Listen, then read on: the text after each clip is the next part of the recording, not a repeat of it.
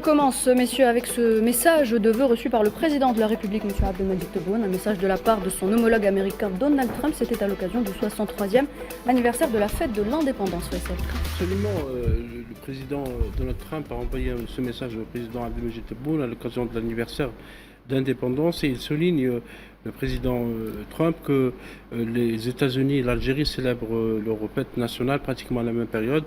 Les États-Unis le 4 juillet, l'Algérie c'est le 5 juillet. C'est une occasion pour le président américain de rappeler le partenariat pérenne entre les deux nations. Ça veut dire que c'est un partenariat qui n'est pas né hier et qui va se poursuivre dans le futur. Et le président Trump rappelle qu'ensemble, les deux pays ont accompli des avancées en faveur de la stabilité régionale, de la lutte contre le terrorisme, de la sécurisation des frontières au service de la sécurité commune des deux pays, puisque pour les États-Unis, l'Algérie est un modèle à suivre en matière de lutte contre le terrorisme. Cela a été bien rappelé à plusieurs reprises, notamment lors de la visite du commandant de l'AFRICOM, le commandement pour l'Afrique des États-Unis, également lors de visites d'autres responsables américains.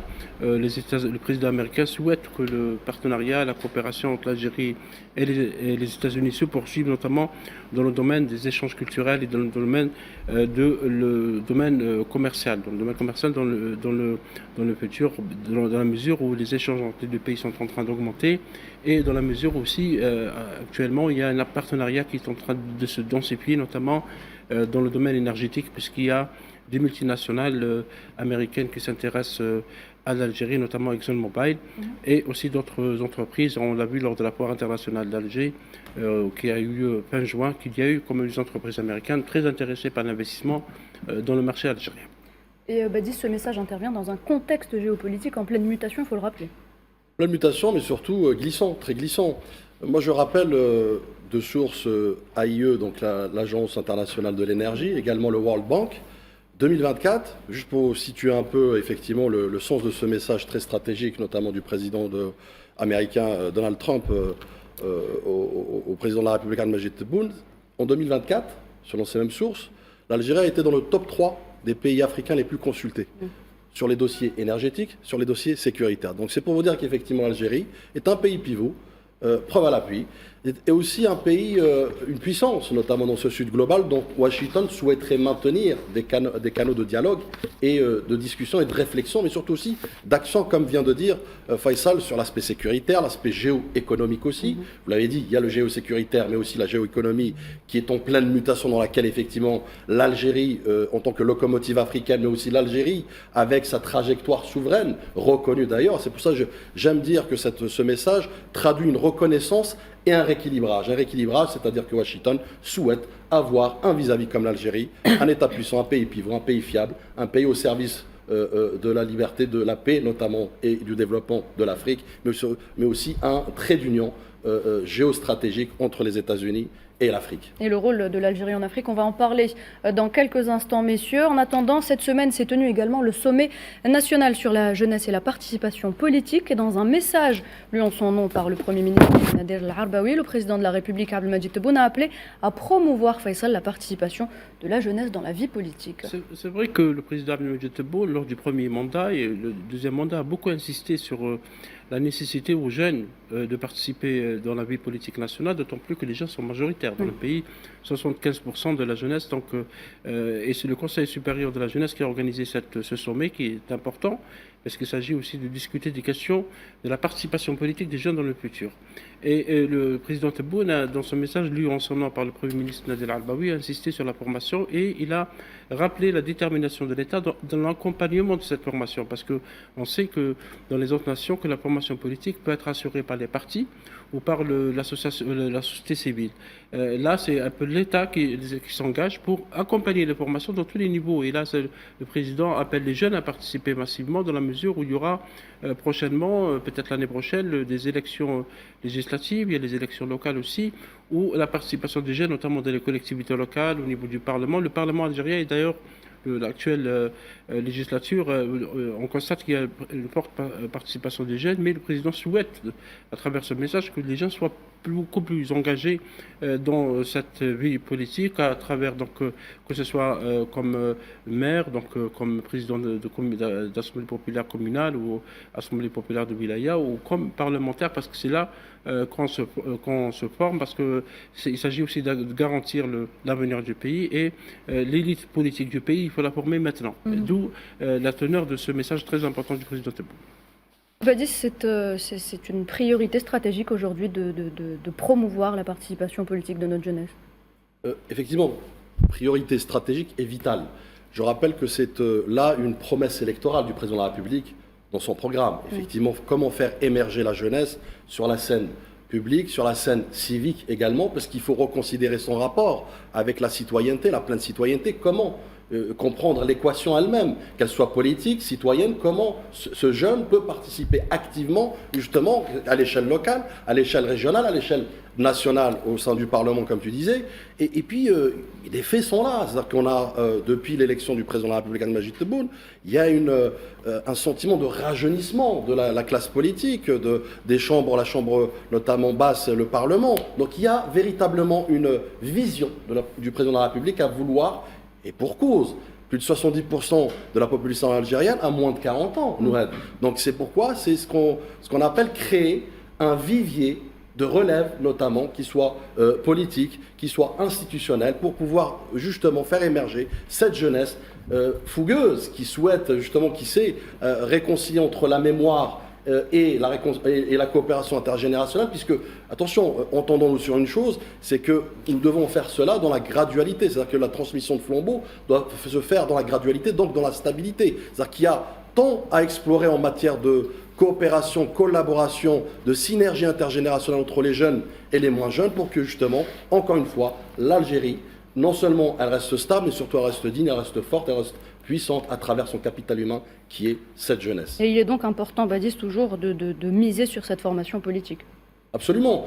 Vous savez, penser la politique ou repenser la politique à travers un regard ou un prisme de regard de jeunes, ce n'est plus la même chose. Aujourd'hui, les équations citoyennes de la société civile mondiale, ils sont en pleine mutation. Vous savez, il fut un temps, on utilisait le téléx et le télégramme. Aujourd'hui, on utilise les emails, on utilise des réseaux sociaux, on utilise le TikTok et autres. Donc, ce que je veux dire par là, c'est que donner une caisse de résonance, donner un levier d'expression, notamment ce que veut faire le président de la République à cette jeunesse, c'est aussi non seulement lui donner cette possibilité de s'exprimer, cette opportunité de le faire pour l'intérêt de la nation, encore une fois, mais c'est aussi pour être dans l'ère du temps, à savoir ces mutations politiques, géopolitiques. On a une jeunesse formidable, une jeunesse pleine d'énergie, une jeunesse compétente, pleine d'expertise, qui ne demande que justement qu'on lui donne ces ponts que le président de la République s'est donné cette mission stratégique vitale de mener à bien, et on le voit vraisemblablement, en tout cas par les chiffres, mais aussi demain, comme tu disais, à travers un agenda ou un calendrier électoral notamment, dans lequel ils vont devoir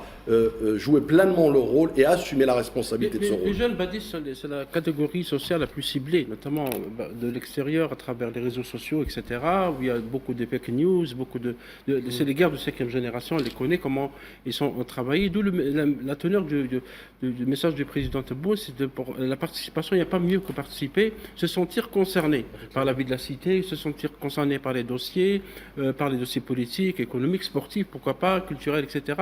Et c'est pour ça que le plaidoyer du président Tebboune dans ce message donc, au sommet national de la jeunesse, qui est une bonne initiative, parce qu'il faudrait peut-être annuellement qu'on tient ce sommet pour l'échange et le débat, c'est d'instaurer un nouveau modèle de pratique politique fondé sur l'intégrité dans l'action, la rigueur dans la gestion, l'esprit d'initiative et le travail de terrain. C'est pour ça que la participation de la jeunesse algérienne est peut-être aussi un moyen de prémunir le pays des dangers extérieurs.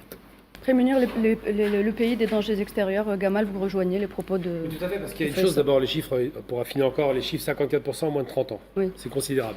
Il y a moins de 10% des jeunes qui sont engagés en politique, mais ça, c'est un problème général mondial, c'est pas algérien. Et le fait que le président propose effectivement ce relais à la jeunesse, c'est pas faire du jeunisme. On a vu en France que le jeunisme, ça donnait une catastrophe. Mettre le pouvoir à tous les jeunes, c'est pas forcément ce qui est plus intelligent. Mais c'est donner l'envie aux jeunes de s'engager, de construire la nation et d'être effectivement, c'est bien de le rappeler, averti par rapport aux dangers extérieurs. Donc je pense effectivement que la jeunesse algérienne est très politisée, mais peu engagée. Et le fait de tendre la main vers la jeunesse, depuis qu'il est arrivé, d'ailleurs, il fait ses propositions, le président, c'est une chose positive parce que ça va les impliquer, les obliger à faire en sorte que l'Algérie soit excellente. Parce que l'excellence doit être cultivée et la jeunesse doit être préservée. Je rebondis sur ça, Gamal. Juste petite précision. Moi qui côtoie effectivement la société civile au quotidien, on le voit, cette jeunesse, elle est engagée dans le maillage associatif. Oui. Elle est engagée politiquement, mais à sa manière. Elle est aussi prête et effectivement est disposée à s'engager dans l'équation politique. Je pense que le seul aujourd'hui élément fondamental qui a été apporté à l'équation, c'est justement que le président lui a donné cette caisse de résonance. Je rappelle ne serait-ce que le Haut Conseil de la jeunesse, qui est une création justement, une volonté du président de la République, a donné justement, à structurer cette jeunesse. C'est ce que je disais tout à l'heure, cette énergie, cette fougue. Il faut savoir la canaliser dans un vivier de relève pour qu'il s'inscrit dans une dynamique structurée, à savoir d'où on part et où on va. Donc je reviens sur ce que tu disais à juste titre, hein, mais cette jeunesse, elle est politisée. Pourquoi elle est politisée? Parce qu'elle connaît les périmètres notamment de sécurité, de souveraineté de son pays. Et je le rappelle, que ce soit dans les stades ou ailleurs, il y a cette fougue, cette volonté d'adhésion, cette fierté d'adhérer à ce pays, mais surtout aussi à jouer pleinement un rôle. Or, aujourd'hui, il s'avère que le président leur a donné un levier, et non des moindres, qui est celui de pouvoir s'exprimer, pouvoir se porter volontaire davantage dans l'équation politique, régionale, locale, nationale, et surtout aussi s'exprimer à travers des visions. Quand je disais tout à l'heure, cette complémentarité intergénérationnelle, c'est exactement ça. C'est que ces jeunes comprennent le langage d'aujourd'hui, le langage de l'ère d'aujourd'hui, à savoir les défis numériques, les défis économiques et autres, mais surtout aussi sont pleinement, je dirais, conscients de cette responsabilité. Et justement, Mehdi, dans un esprit démocratique, d'inclusivité, c'est là qu'on remarque un rôle important donné aux femmes, mais aussi à la jeunesse. D'ailleurs, l'année 2026 sera une année dédiée à la jeunesse. On a un rajeunissement et une féminisation de la classe politique. C'est un fait, c'est inéluctable, du fait de la demande du président de la République lors de son premier programme. La deuxième chose qui est importante, c'est qu'on n'a pas qu'un rajeunissement et une féminisation de la classe politique, on a aussi un rajeunissement et une féminisation de la classe dirigeante des entreprises publiques, ce qui est très important. Il y a pas si longtemps, moins d'une décennie, où tous les postes à responsabilité des entités publiques, tu avais que des hommes qui avaient plus de 70 ans. C'est un fait, c'est pas moi qui le dis, vous pouvez le voir.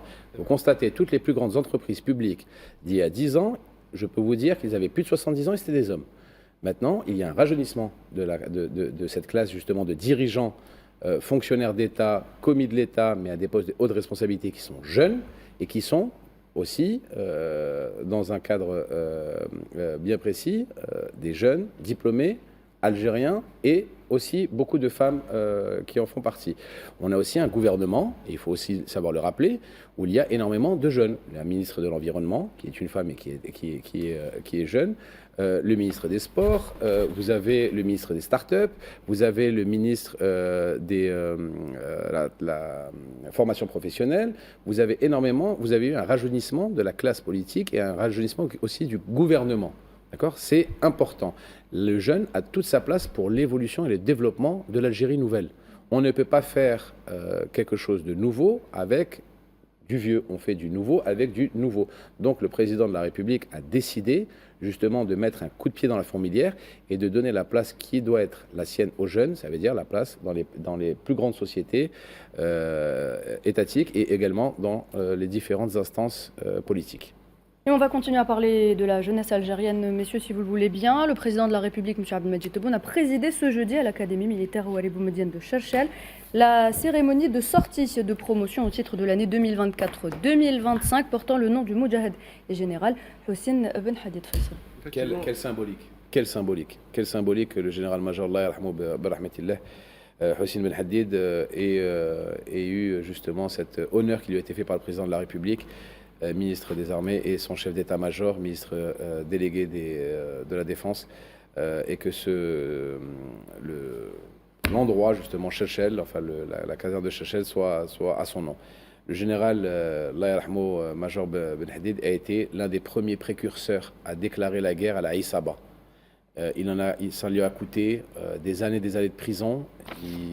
Ils ont essayé de le briser. Il est toujours resté droit, vaillant, humble. Ça a été un serviteur de l'armée nationale populaire jusqu'à son dernier souffle. Ça a toujours été quelqu'un qui a défendu sa patrie comme jamais.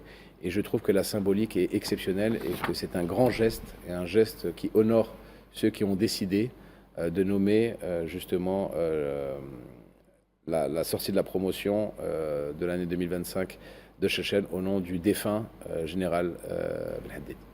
Effectivement, le général et Moujahid aussi. Moujahid. Belhadid. Il a fait Moujahid avec les Français, il a fait aussi le Moujahid avec les Saba.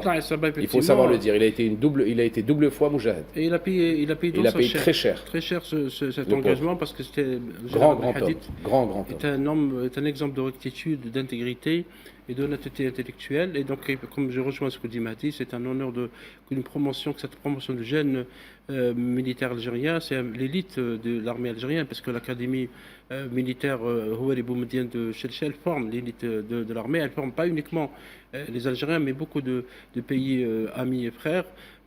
Certains d'entre eux sont sortis dans cette promotion. Et effectivement, cette fête, c'est une fête qui est aussi célébrée à l'occasion de la fête de l'indépendance de sortie. On a vu comment c'est bien organisé avec les carrés, le président Tebboune, avec tout le gouvernement, les officiers supérieurs de l'armée nationale populaire. Avec la veuve aussi du général-major Belhadid. Ils ont convié la veuve du général Belhadid pour assister justement à la cérémonie de promotion des officiers de Chechel. Absolument.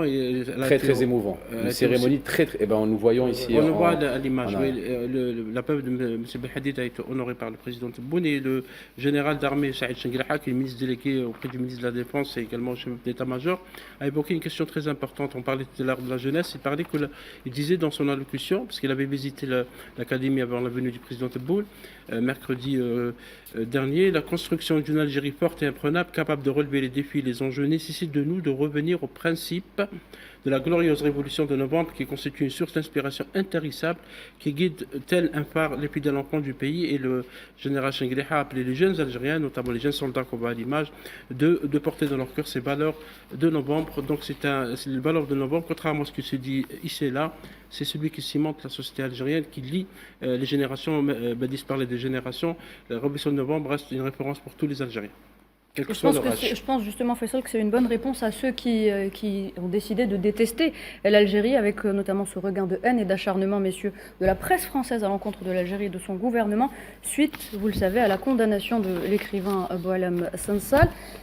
Faisal Boualem Sansal, qui on le rappelle, a été condamné à 5 ans de prison pour atteinte à l'unité territoriale et qui n'a donc pas été concerné par cette grâce présidentielle. Et c'est ce qui a fait justement réagir les médias.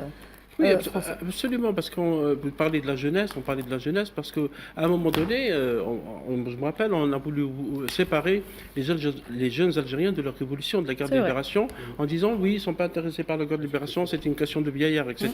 On a beaucoup misé sur ça, mais les jeunes Algériens, bien sûr, à chaque fois, ils ont bien répondu. Et là, on voit, pendant le Hirak, le drapeau algérien était bien porté. Et il y avait même les images, les photos de nos shohada, de nos valeurs shohada, d'Idouch Mourad, Mohamed Belouzdad, Rabah Bitat et tous les autres. Et effectivement, il y a un déchaînement de haine contre l'Algérie. C'est pas uniquement avec l'affaire Sansal, même avant. Là, on voit une dépêche de l'agence APS qui dit là-bas, Bollorien n'interdira jamais la blancheur d'Alger.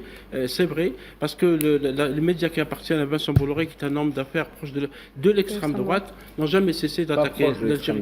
Il est d'affaires d'extrême droite. Il est d'extrême droite. Je citerai Europe 1, le journal du dimanche, CNews, etc. CNews qui est devenu le canal de la haine et du racisme en France. On s'intéresse au cas Boualem Sansal, on l'oublie souvent. CNews est devenu la caisse de résonance de l'extrême droite. D'extrême droite, haineuse et raciste. Boualem Sansal est un écrivain algérien. Il a été jugé par la justice algérienne en Algérie. On ne voit pas de quoi se mêle la France ni les médias français. Peut-être qu'il devrait s'intéresser au cas de 2297 ressortissants français qui sont détenus en extérieur dans d'autres pays, mais on n'en parle jamais. Il n'y a que le cas Sansal qui intéresse ces médias, et ça cache évidemment, Gamel, vous êtes d'accord avec moi, d'autres oui, intérêts. On va commencer déjà par placer les choses. Il y a que des Algériens autour de la table, et Sansal est algérien depuis 75 ans. C'est ce qu'on a dit. Oui, ce qui est amusant, c'est qu'il est algérien depuis 75 ans, mais les Français l'ont redonné ce qu'on appelle une naturalisation. Alors quand on fait un peu l'histoire, la naturalisation, c'est quand même quelque chose d'inquiétant. Le naturalisme, bref, on va pas revenir là-dessus. Donc ils l'ont naturalisé, ils l'ont transformé en quelque chose qui ne l'est pas.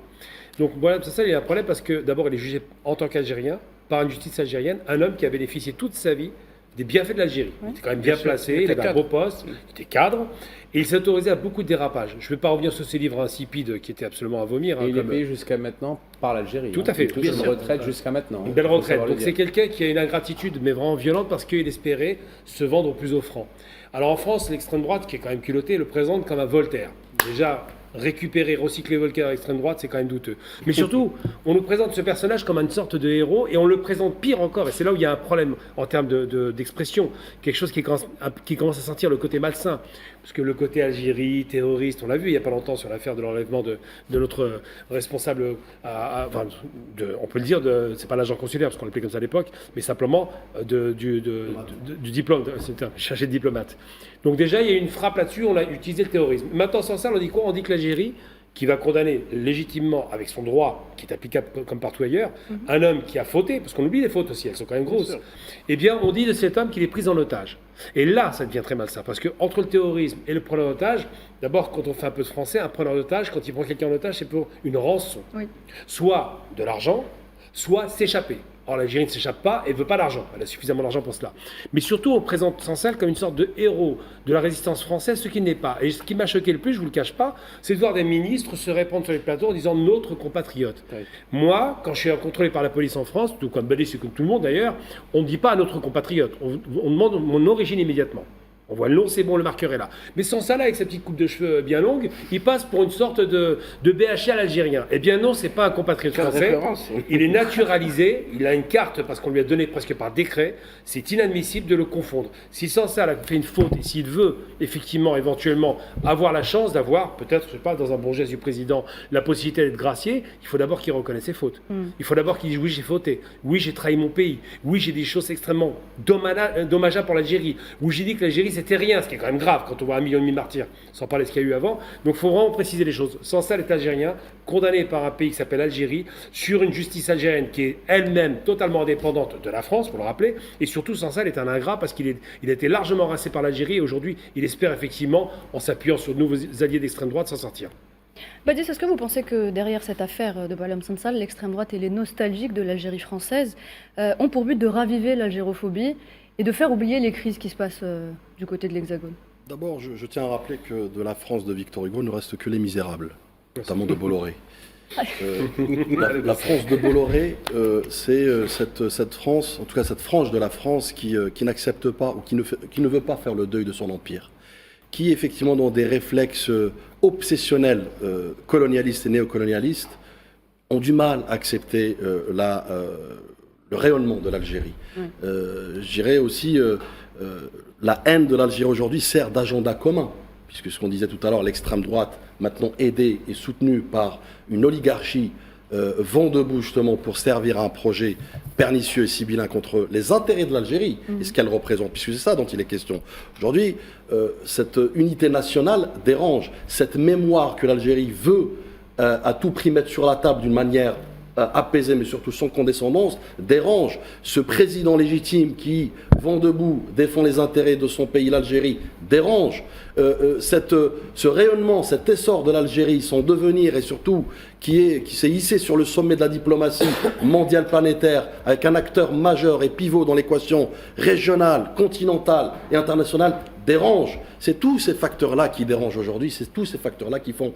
Vous savez, la mémoire coloniale, en mal de héros, a toujours besoin de créer un héros de salon. Et Sansal en est un aujourd'hui. Un peu les dieux de Je pense que c'est sur ces mots qu'on va clore cette partie, Badis. Merci pour ces mots, mesdames et messieurs. On revient dans quelques instants.